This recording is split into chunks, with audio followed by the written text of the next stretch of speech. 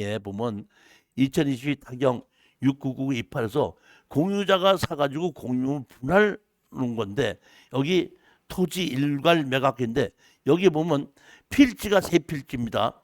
묘지가 한 필지, 전이 두 필지가 있는데 한 필지의 땅에는 무허가 건축물이 있습니다. 근데 여기 세 필지 중에 두 필지는 농지 취득 자격증 명서를 발급받아서 제출해야 되는데 가서 보면 현재 그 무허가 건물이 사람이 거주하고 있지는 않습니다. 그러니까 사람이 거주하고 있지 않기 때문에 제가 보기에는 원상복구 조건으로 그 하겠다고 했을 때는 농지증은 해준다는 얘기예요. 근데 실질적으로 이렇게 무허가 건물이 있을 때 그러면 내가 이 무허가 건물을 철거하고 하려고 그러면 돈이 많이 들어가지 않겠냐 이런 생각을 가질 수가 있습니다. 보면 이 집이 이렇게 있고 자 보십시오.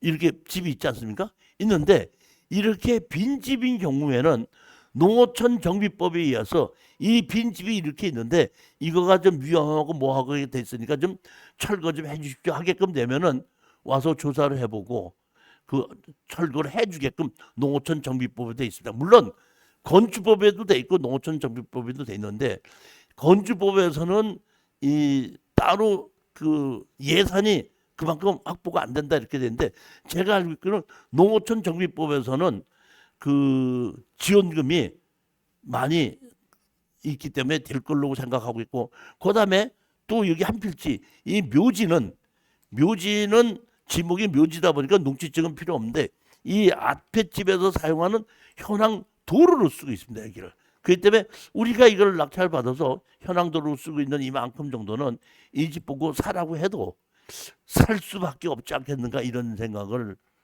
합니다. 제가 봤을 때는 여기 뭐 그건 요 집에 있고 여기 뭐야 현황도를 이렇게 쓰고 있죠. 그렇게 됐으니까 요 현황도를 이쪽 집도 팔고 나머지 이쪽인데 여기 보시게끔 되면 자 보십시오. 집이 이렇게 있는데 여기가 도로보다 조금 낮아요. 요거는 요 집으로 들어가는 현황도로를 제가 팔고라고 이게 지목이 묘지인 겁니다.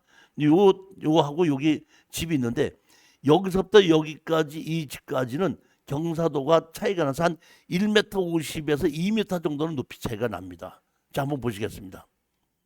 자 보시게끔 되면 여기 도로 높이죠. 그러면 우리가 이렇게 보시게끔 되면 여기서 이렇게 직선으로 이렇게 본다고 그러면 여기가 거의 보게끔 되면 이 도로에서부터 여기 보면 집이 거의 초막 끝이잖아요. 그럼 이 초막 끝이라 그러면 여기서부터 여기 초막 끝은 아무래도 2m는 된다고 보여야 되기 때문에 이 도로와 이 땅의 높이 차이는 2m 정도는 난다 이런 얘기입니다. 그러면 2m 정도가 나기 때문에 이게 나쁘냐 보는 겁니다. 자 보십시오. 땅을 한번 보시겠습니다. 자 보십시오. 우리가 지적들을 보면 항상 위쪽이 북쪽이죠. 그러면 이것이 보면 북쪽이 없냐? 이쪽이 북쪽이죠. 그럼 이쪽이 뭐예요? 남쪽. 이쪽은 무슨 쪽? 동쪽. 이쪽은 서쪽. 이렇게 되는 거죠. 그러면 내가 여기다가 이 땅을 사고 집을 이렇게 앉힌다고 가정합시다. 예를 들어서 이렇게 앉힌다고 가정하게끔 되면 이 도로보다 낮기 때문에 지하실을 판다고 가정합시다. 지하실을 판다 그러면 여기는 2m가 낮죠.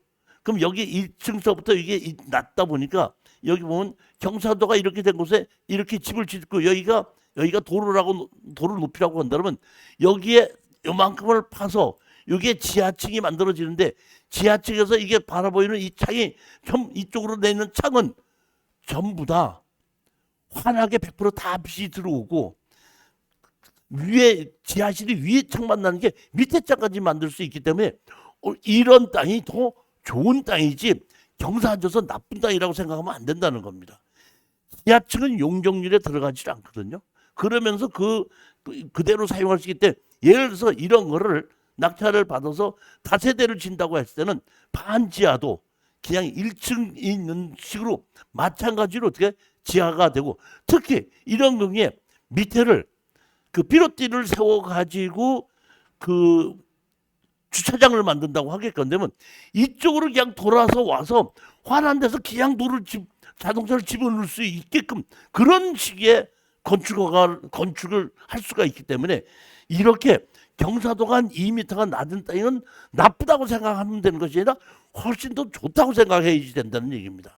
화성에서는 지금 그 자연취락지구나 계획관리지구에는 무조건 개발허가가 제한지역으로 만들어 있기 때문에 올해 말까지 그래서 개발허가가 제한해서 어떤 허가도 안 내줍니다. 지금 다시 정리를 하는 것 같아요. 다시 말하면 화성에 워낙에 공장이 많이 들어오다 보니까 이런 그 주거지역 안에다가 공장이나 막 창고를 집어넣는 것을 좀 정리하기 위해서 일단은 개발허가 제한지역으로 해서 지금 화성시에서 정리를 하고 있습니다. 워낙에 이 공장이나 이런 것이 많이 들어오고 땅값이 올라가고 있는 상태이기 때문에 했는데 이거를 사놓고 올 이게 개발의 허가 지을 자리가 올 연말까지거든요. 그러니까 내년서부터는 다시 풀린다고 하는데 여기가 공장을 지을 수 있든지 주택만 지을 수 있든지라도 상관은 없다 이런 얘기입니다. 투자해볼 만한 땅입니다. 적극적으로 투자를 권하는 땅 중에 하나입니다.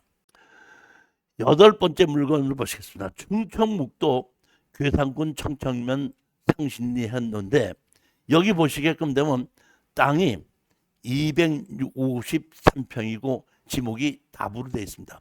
농지증이 필요합니다. 그러니까 1000제곱미터 미만이기 때문에 이 농지증은 농업인이 아니라 주말 농장용으로 해서 농지증을 발급받는 겁니다.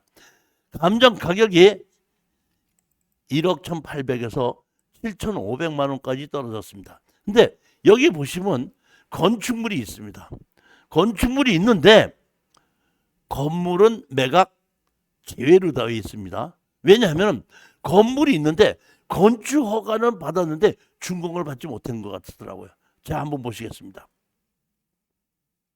자, 여기 보면 농지 전용 필지를 제외한 508에 대한 농지 취득 자격증가 필요합니다. 그러니까 농지가 전체적인 있는 거에 건물을 짓는 것만큼만을 제가 보기에는 그 전용을 받아서 건물을 지었기 때문에 나머지 땅은 전부 다 농지다 이런 아직까지 그대로 농지라는 얘기고 농지 전용 필지 농지를 전용받은 땅이 있고 농지 전용받지 않은 땅이 있는데 원래는 농지 전용을 받아서 건물을 짓게끔 돼서 건축물 관리장이 나오면 건축 허가 받은 땅을 지적과에서 대지로 잘라달라고 하면 대지로 잘라줘서 이 땅이 번지수가 2개가 나왔을 텐데 제가 여기 보니까 소유자, 망, 도태원 이렇게 돼 있죠.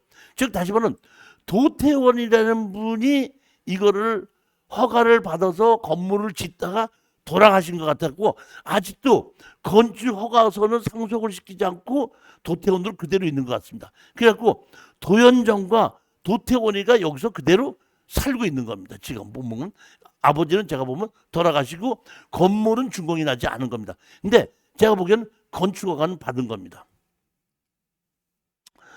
자, 왜 이정희가 제가 보면 돌아가신 그 도태원이란 분의 부인 같은데 여기를 보시면 도선화가 있고 도연정이 있고 이정희가 있죠.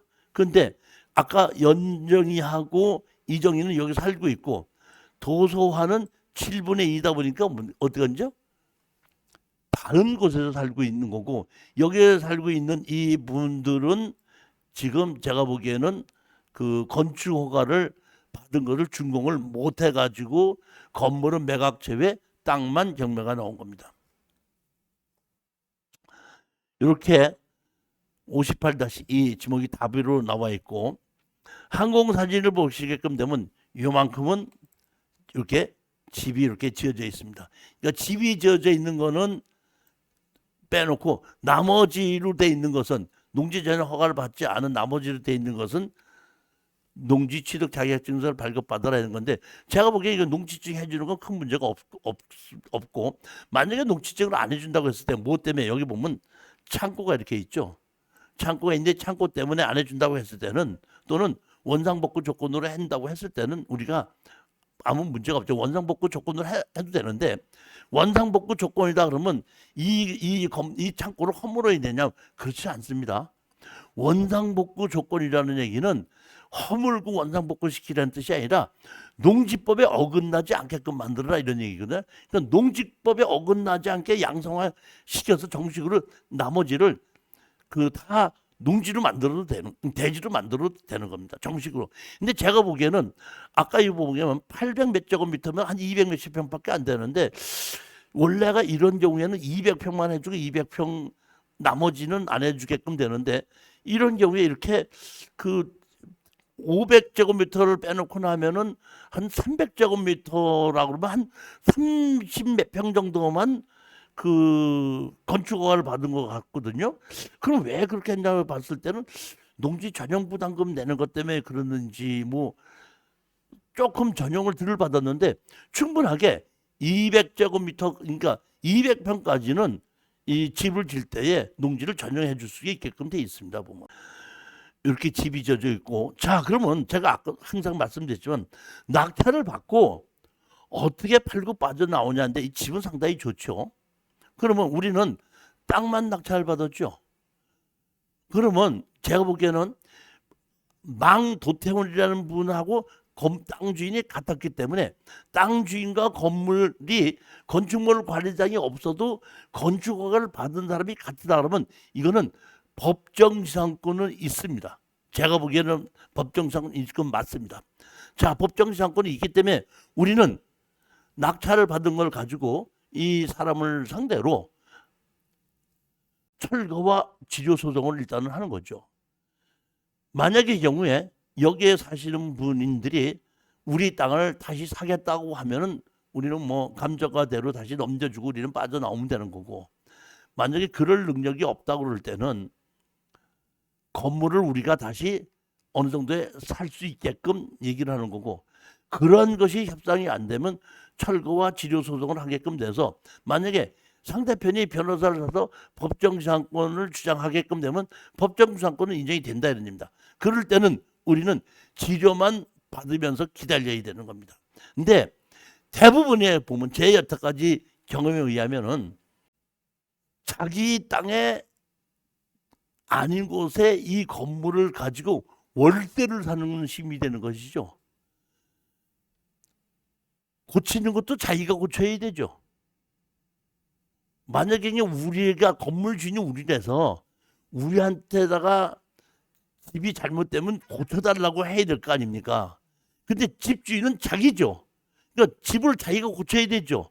근데 언제든지 팔고 언제든지 월세를 안 주면 자기는 법정지상권이 2기 이상만 안 주면은 법정지상권이 없어지기 때문에 철거하고 나가야 할 수도 있거든요. 그리고 철거하고 나가게끔 됐을 때 우린 지료를 잘 안 줄 때는 지료를 가지고 이 건물을 강제로 기입등기도 시킬 수 있습니다. 그렇게 해서 그거를 다시 건물만 경매로 집어넣을 수도 있습니다. 그거는 최악의 경우의 얘기고 제가 보기에는 건물을 우리가 다 인수를 해서 당신네들이 얼마에 뭐 500만 원에 얼마 뭐 이런 식으로 월세로 계속 그대로 살아라. 그 대신 건물을 우리가 넘겨주고 건물에 잘못되는 건 우리가 다 해주겠다. 이런 식의 협상을 하게끔 되면 제가 보기에는 큰 문제가 없지 않을까 이렇게 보는 겁니다. 가격은 땅과 건물이 상당히 좋은 거를 우리가 싸게 사서 한 1, 2년 정도 월세를 받다가 그 월세 계약이 끝나고 나가면 됐을 때 공인중개사한테 팔아달라고 해도 되지 않겠는가 이런 생각을 하는 겁니다. 집 상태는 상당히 좋아요. 보면 9번째 물건입니다. 2022 타경 101177이고 울산 서생면 나사리에 있는 건데 건물은 박인숙이라고 돼 있습니다. 있는데 토지만 매각인데 여기서 뭐라고 나온다면 이렇게 나와 있습니다. 감정평가사가 가서 조사해 봤을 때는 현재 건축물 관리 대상에 있는 건물과 건물 현황이 다르다 이렇게 되다 보니까 판사님께서 건물은 매각 제외 땅만 팔아라 이렇게 돼서 했었는데 누군지 몰라도 3억 5,400에 떨어진 것을 누가 5억 9천에 질러서 낙찰을 받았고 2등이 4억 5천에 낙찰을 받아서 허가가 났는데 미납을 해갖고 신권으로 다시 나온 겁니다. 이거는 미납을 해서 나온 거기 때문에 제가 보기에는 불허가가 아니고 미납으로 나왔기 때문에 이거는 입찰 보증금 3,540만 원은 띄인 걸로 저는 보입니다. 제가 권리 분석해 본 결과는 여기 보시게끔 되면 김 누구라고 있는데 이게 뭐 2019년도고 근저당 설정은 2020년이다 보니까 여기보다는 어떻게 한다? 앞서다 보니까 실질적으로 만약의 경우에 이 사람이 전입자일 수 있고 세입자일 수가 있습니다. 만약에 세입자라고 하면은 우리한테 대항력이 있습니다.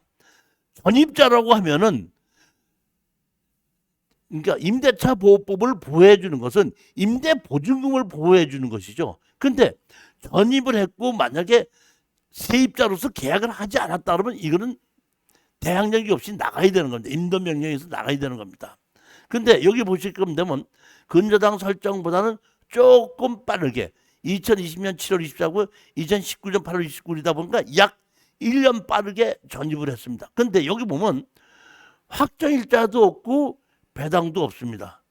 보면 대부분의 경우에 이런 경우에 만약에 진성으로 세입자라면은 배당 요구를 하겠죠.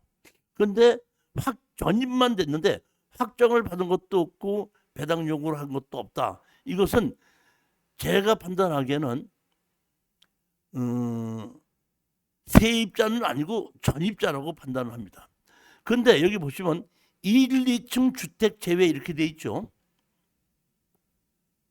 자 보시겠습니다. 건축물 대장에 있는 건물은 오래전부터 멸실되고 신축 건물이 들어섰다고 진술함. 본건 건축물 대장 열람한 바 건축물 대장의 권리과 건물의 구조 및 면적이 다른 것을 봐 소유자가 멸실한 것으로 판단함. 이렇게 된 겁니다. 제가 보기에는 건물 주인과 땅 주인은 같았었다고 보고 현존하는 건물과 건물이 다르다 할 때는 이럴 때는 법정상고를 인정을 합니다. 그러면 여기서 보면 이거를 살 때 우리는 두 가지를 체크해야 있는데 하나는 법정상고는 있을 수 있다. 또 하나는 전입자가 대항력을 행사할 수 있다. 이걸 두 개를 우리는 확인해야 되는 것인데 지금 권리 분석으로 봐서는 그걸 확인할 수는 없는데 제가 보기엔 두 가지입니다. 하나는 법정상권이 있다 해도 나는 무시해도 된다. 이렇게 보면 된다. 법정상권이 있어도 무시해도 된다. 왜? 우리는 지료 청구를 할 수 있기 때문에 우리 돈에 대한 이자는 충분히 나올 수 있다. 그러면 거기에 있는 박 누구라는 분이 지금 있죠. 거기에 나왔잖아요. 보면 김용태. 그러니까 여기는 우리가 그 임대차 보호법에는 자 보십시오. 전입을 하고 그다음에 거주를 해야 되는 거죠. 근데 전입을 하고 거주를 하지 않았다고 했을 때는 임대차 보호법 대상이 안 되거든요. 즉 제가 보면 세입자냐 임대자냐 하는 걸 알기 위해서는 낙찰 받기 바로 전날 여기를 가서 이 동네에 가셔서 그 동네 사람들에게 여기에 있는 거주에 있는 이름이 김용태가 누군가를 알아보면은 동네 사람이 그러면 아 그 사람의 주인의 누구가 된다. 인척이 된다. 뭐 남편이 된다. 뭐가 된다. 뭐 그 사람의 뭐 조카다. 뭐 이렇게 금방 알게끔 되면은 아 이거는 인척인 경우에는 이런 경우에는 그 임대차가 가짜로 만들었어도 인정이 안 되는 경우가 한 8, 90%입니다 보면. 그리고 그렇지 않고 뭐 이 사람이 제가 보기엔 했다고 해도 대항력으로 행사는 안 할 거라고 봅니다. 못 할 거라고 봅니다.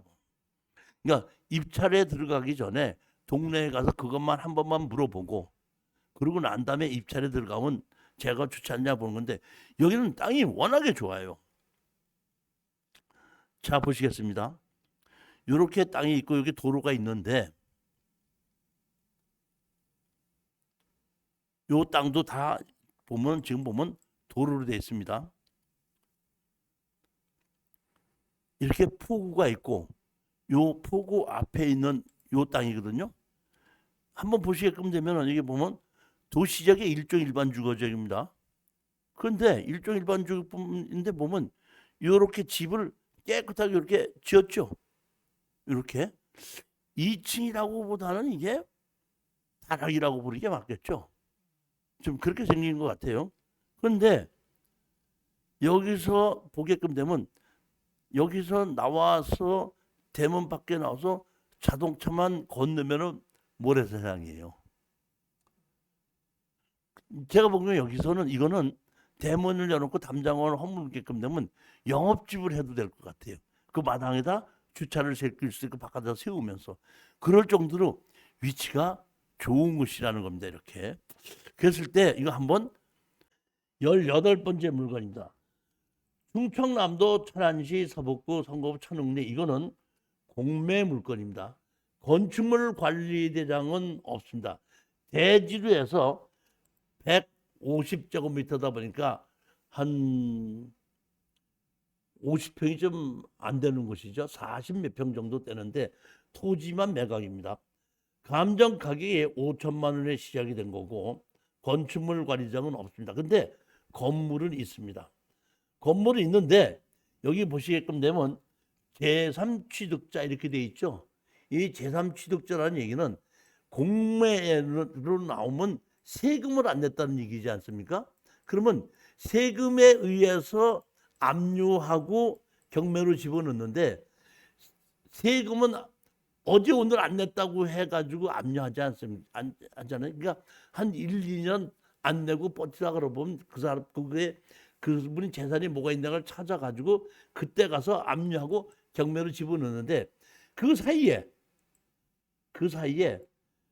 그 세금 발생일 이후에 다른 사람이 샀다는 뜻이에요. 그러니까 이 사람 이전에 세금 안 낸 것 때문에 지금 이것이 공매로 나온 거고 이 제3취득자는 날벼락 맞은 거라고 보시면 됩니다. 그렇게 된 내용입니다. 이거는.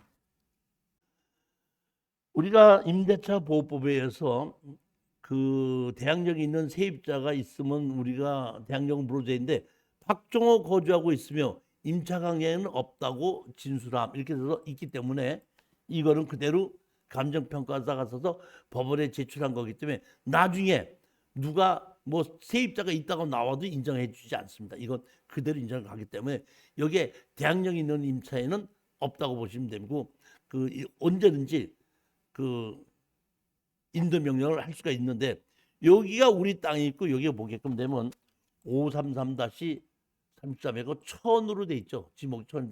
여기가 뭐야? 도로고 여기가 하천입니다. 그러니까 이게 하천 부지입니다. 자, 한번 보시겠습니다.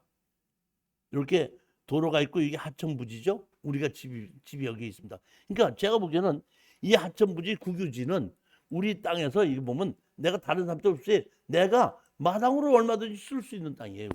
그러니까 그건 이런 하천 부지가 있다는 얘기는 내 땅 앞에 있다는 좋다는 얘기죠. 이렇게 있고 이게 하천이 있죠. 보면 이 앞에는 뭐예요? 하천으로 돼 있다 이런 얘기고 뭐야? 국유지로 돼 있습니다. 보면